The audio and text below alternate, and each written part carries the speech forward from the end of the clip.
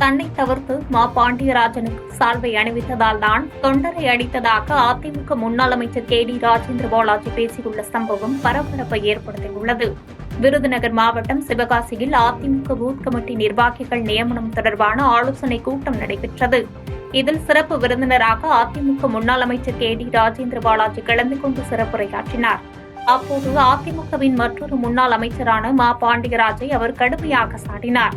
சிவகாசியில் இதற்கு முன்னர் நடைபெற்ற கூட்டம் ஒன்றில் அதிமுக தொண்டரின் கன்னத்தில் KD ராஜேந்திர பாலாஜி தாக்கிய சம்பவம் பரபரப்பை ஏற்படுத்தியிருந்த நிலையில் தன்னை தவிர்த்து மா பாண்டியராஜனுக்கு சால்வை அணிவித்ததால் தான் கன்னத்தில் அறைந்ததாக தெரிவித்து பரபரப்பை ஏற்படுத்தினார். மேலும் தன்னை குறுநில மன்னன் என விமர்சித்த மா பாண்டியராஜை தொலைத்து விடுவேன் எனவும் பகிரங்க எச்சரிக்கை விடுத்த சம்பவம் அரசியல் வட்டாரத்தில் பரபரப்பை ஏற்படுத்தியுள்ளது.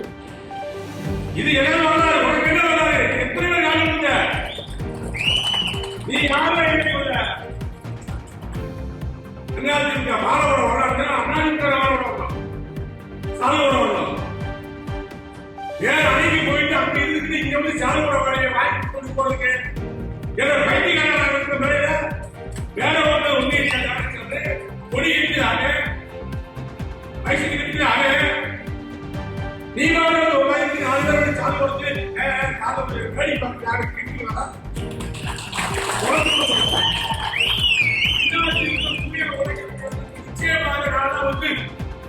சேவை செய்கிறார். காவல்துறை பொய்களை போட முடியுமா? யோசிக்குது. யாரையாரு கேட்டார் பற்றி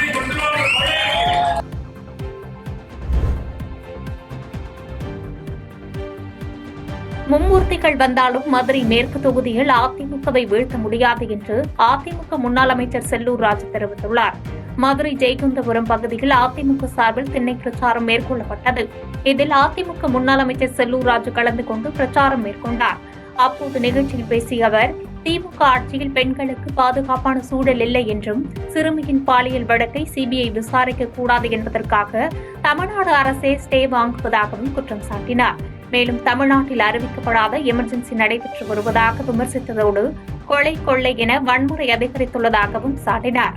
திமுகவின் தேர்தல் வாக்குறுதிகளை பட்டியலிட்ட அவர், எவ்வித வாக்குறுதிகளையும் திமுக நிறைவேற்றவில்லை எனவும் குற்றம் சாட்டினார்.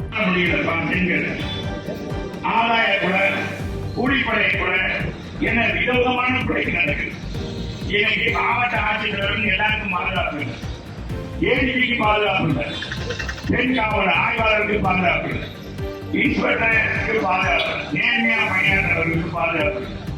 இதற்கெல்லாம் உச்சமாக தமிழக அரசு நடத்திய டாஸ்மாக் நிறுவனம் மருத்துவ அமைச்சர் யாருப்பா? தலைவர் யார்? மருத்துவ அமைச்சர். மருத்துவ அமைச்சர் நாடே உடம்பே சொல்லும் பாடாது.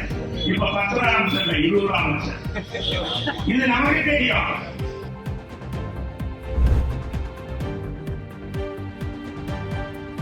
திமுக ஆட்சியில் பேருந்துகளுக்கு நட்டு போல்டு வாங்கக்கூட காசு இல்லாமல் தள்ளுவண்டி போன்று ஓட்டி வருவதாக அதிமுக முன்னாள் அமைச்சர் MR விஜயபாஸ்கர் குற்றம் சாட்டியுள்ளார். கரூர் மாவட்டம் கிருஷ்ணராயபுரத்தில் மறைந்த முன்னாள் முதலமைச்சர் ஜெயலலிதாவின் பிறந்தநாள் விழா கொண்டாடப்பட்டது. இதில் சிறப்பு விருந்தினராக அதிமுக முன்னாள் அமைச்சர் MR விஜயபாஸ்கர் கலந்து கொண்டு பேசுகையில், அதிமுக ஆட்சிக் காலம் போக்குவரத்து துறையின் பொற்காலம் என கூறினார். மேலும் அதிமுக ஆட்சி காலத்தில் போக்குவரத்து துறைக்கென 22,300 கோடி ரூபாய் ஒதுக்கப்பட்டதாகவும், திமுக ஆட்சி காலத்தில் வெறும் 3,685 கோடி ரூபாய் நிதியை ஒதுக்கீடு செய்யப்பட்டுள்ளதாகவும் விமர்சித்தார். மேலும் அதிமுக ஆட்சி காலத்தில் 22,000க்கும் மேற்பட்ட பேருந்துகள் இயக்கப்பட்ட நிலையில் தற்போது 5,000 பேருந்துகள் கூட இயங்கவில்லை எனவும் விமர்சித்தார். மகளிர் இலவச பேருந்து பயணம் என திமுக பெருமை பேசுவதாகவும், அதே நேரத்தில் சென்னையில் பல பேருந்துகள் இயங்காமல் இருப்பதாகவும் குற்றம் சாட்டினார். பஸ்ஸுக்கு போல்ட் நட்டு வாங்குறதுக்கு கூட காசு இல்ல. போக்குவரத்துல இருப்பாங்க, கீழே கேட்டு பாரு. லைட் பல்பு போனா மாத்திக்கணும், ஃபைபர் கிளாஸ் போனா மாத்திக்கணும், பஸ்ஸுக்குள்ள கொடை பிடிச்சுட்டா கொந்துக்கணும். சிங்கமுனரின்னு ஒரு ஊரு, அங்க ஒரு பஸ் வாட்ஸ்அப்ல வந்தது பாரு. அந்த பஸ் போகுது, கண்ட்ரைட்டு கருங்கல்ல கொண்டுகிட்டே ஓடுறான் பின்னாடியே. ஏண்டான்னு கேட்டா ரிவர்ஸ் வந்துருவான், பிரேக் முடியாத கல்லு கொடுத்து முட்டை கொடுக்குறான்.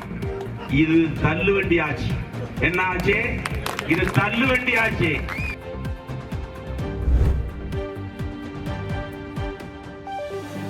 திருப்பூரில் நடைபெற்ற இந்தி திணிப்பு எதிரான பொதுக்கூட்டத்தில் முதலமைச்சருக்கு நன்றி தெரிவிக்கும் போது அமைச்சர் மு பி சாமிநாதன் கண்ணீர் மல்க பேசினார்.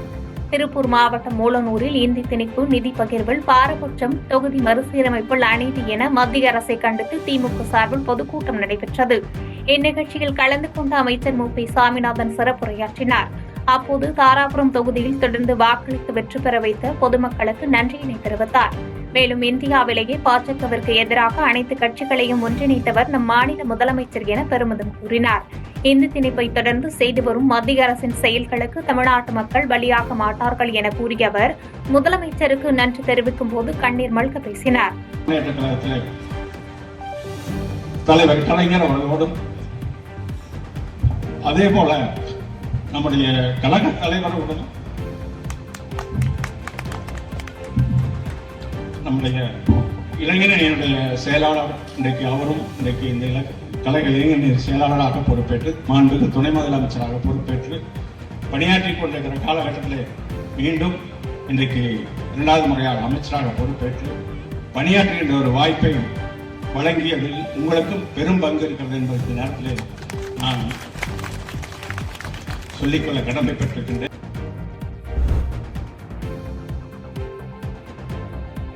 மருத்துவ படிப்பை தமிழ் மொழியில் கற்பிக்க வேண்டும் என மத்திய உள்துறை அமைச்சர் அமித்ஷா கோரிக்கை விடுத்தும் அதனை திமுக அரசு அமல்படுத்த மறுப்பதாக பாஜக மாநில தலைவர் அண்ணாமலை குற்றம் சாட்டியுள்ளார். கோவை விமான நிலையத்தில் செய்தியாளர்களை சந்தித்து பேசிய அவர் சிஆர்பிஎஃப் வீரர்கள் பயிற்சி பெறும் மையத்திற்கு ராஜா ஆதித்யா சோழன் என தமிழில் பெயர் சூட்டியிருப்பது பெருமைக்குரியதாக இருப்பதாக தெரிவித்தார். மேலும் சிஆர்பிஎஃப் வீரர்களின் தகுதி தேர்வுகள் தமிழில் நடத்த மத்திய உள்துறை அமைச்சர் அமித்ஷா எடுத்திருக்கும் முயற்சி பாராட்டிற்குரியதெனவும் மருத்துவ படிப்பை தமிழில் கற்பிக்க கோரிக்கை விடுத்தும் அதனை திமுக அரசு அமல்படுத்த மறுப்பதாகவும் குற்றம் சாட்டினார். ராணிப்பேட்டையில் உள்துறை அமைச்சரை இழிவுபடுத்தும் வகையில் போஸ்டர் ஒட்டியவர்களை காவல்துறையினர் கண்டறிய வேண்டும் என வலியுறுத்திய அவர் தமிழகத்தில் பாஜக முன்னெடுத்திருக்கக்கூடிய கையெழுத்து இயக்கத்திற்கு ஆதரவு பெருகி வருவதாகவும் தெரிவித்தார். இன்னைக்கு இந்தியாவில் கிட்டத்தட்ட 2500 படை வீரர்கள் ட்ரைனிங் நடக்கக்கூடிய ஒரு தளத்திற்கு ராஜ ஆதித்ய சோழன் ஆர்டிசி என்கின்ற பெயரை உள்துறை அமைச்சர் சூட்டியிருக்கக்கூடியது உண்மையாலுமே நமக்கெல்லாம் மகிழ்ச்சியை கொடுத்திருக்கு. அதற்காக மத்திய அரசுக்கு பாரதிய ஜனதா கட்சி நன்றியை தெரிவித்துக் கொள்கின்றோம். 2வது மேடையில் பேசும் பொழுது நம்முடைய உள்துறை அமைச்சர் அவர்கள் மற்றும் ஒரு முறை நம்முடைய மாண்புமிகு தமிழக முதலமைச்சர் ஐயா மு க ஸ்டாலின் அவர்களுக்கு ஒரு வேண்டுகோள் வச்சாங்க. இது முதல் முறையல்ல, 2வது முறையாக வைக்கிறாங்க. 2022 நவம்பரில் இந்த வேண்டுகோள் சென்னையில் வச்சாங்க. என்ன வேண்டுகோள் என்றால், தமிழ்நாட்டில் மருத்துவம், டெக்னிக்கல் இன்ஜினியரிங் உட்பட தொழில்நுட்ப பாடப்பிரிவுகள், மருத்துவம் இதெல்லாம் தாய்மொழி தமிழில் சொல்லிக் கொடுங்க. அதாவது இப்போ இன்றைக்கி ஆங்கில பயிற்று மொழியாக இருக்குது, இதெல்லாம் தமிழ் மொழி கொண்டு வாங்க.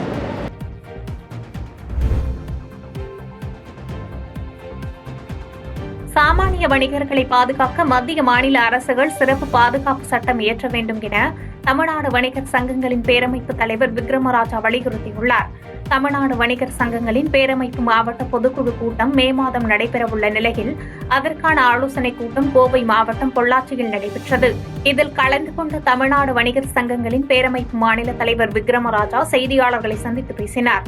அப்போது கார்ப்பரேட் நிறுவனங்கள் காமர்ஸ் முறையில் சட்டத்திற்கு புறம்பான பணிகளை செய்து வணிகத்தை ஒட்டுமொத்தமாக சுரண்டிக் கொண்டிருப்பதாகவும் இதிலிருந்து வணிகர்களின் வாழ்வாதாரத்தை காக்க வணிகர்கள் பாதுகாப்பு சட்டத்தை மத்திய மாநில அரசுகள் இயற்ற வேண்டும் எனவும் தெரிவித்தார். உற்பத்தியாளர்கள் விற்கக்கூடிய விலையிலேயே விற்பனை செய்ய வேண்டும் என்பதை வணிகர்கள் கொள்கையாக வைத்திருப்பதாகவும் ஜிஎஸ்டி வரி விதிப்பில் எளிமை திட்டத்தை ஏற்படுத்தி வணிக நல வாரியத்தை சீரமைத்து செயல்படுத்த வேண்டும் என்றும் வலியுறுத்தினார். அந்த மாநாட்டில் பல்வேறு தீர்மானங்களை பிரகடன தீர்மானமாக எதிரொலிக்க இருக்கிறோம். குறிப்பாக சாமானிய வணிகர்களை பாதுகாப்பதற்கு மத்திய மாநில அரசுகள் சிறப்பு பாதுகாப்பு சட்டம் ஒன்றை நிறைவேற்ற வேண்டும் என்பதை வலியுறுத்த இருக்கிறோம். அதில் உள்ளடக்கமான செய்திகள் என்பது இன்று கார்ப்பரேட் கம்பெனிகள் காமர்ஸ் முறை என்பது மிக சட்டத்துக்கு புறம்பாக பணிகளை செய்து எங்களுடைய வணிகத்தை ஒட்டுமொத்தமாக சுரண்டி கொண்டிருக்கிறார்கள். இதிலிருந்து வாழ்வாரத்தை காக்க வேண்டும் என்று சொன்னால் உற்பத்தியாளர்கள் விற்கக்கூடிய விலையில் அனைத்து வியாபாரிகளுக்கும் ஒரே விலை நிர்ணயம் செய்ய வேண்டும் என்பதை கொள்கையாக வலியுறுத்த இருக்கிறோம். அதே போன்று வியாபாரிகளுக்கு ஏற்பட்டுள்ள லைசன்ஸ் கட்டணம் உயர்வு, குப்பை வரி பிரச்சனை, தொழில் வரி பிரச்சனைகளிலிருந்து விடுவிக்கப்பட வேண்டும் என்பதை நாங்கள் மாண்புமிகு முதலமைச்சரிடத்திலே வலியுறுத்த இருக்கிறோம். அதை தாண்டி மத்திய அமைச்சர்கள் மாண்புமிகு நிர்மலா சீதாராமன் அவர்கள், PS கோயல் அவர்களையும் அழைத்திருக்கிறோம். அவர்கள் GST வரி விதிப்பிலே பல்வேறு எளிமை திட்டத்தை ஏற்படுத்திட வேண்டும், சாமானிய வணிகர்களை பாதுகாத்திட வேண்டும். இன்று மத்திய அரசு கொண்டு வந்துள்ள வணிக நல வாரியம் சீரமைத்து செயல்படுத்திட வேண்டும்.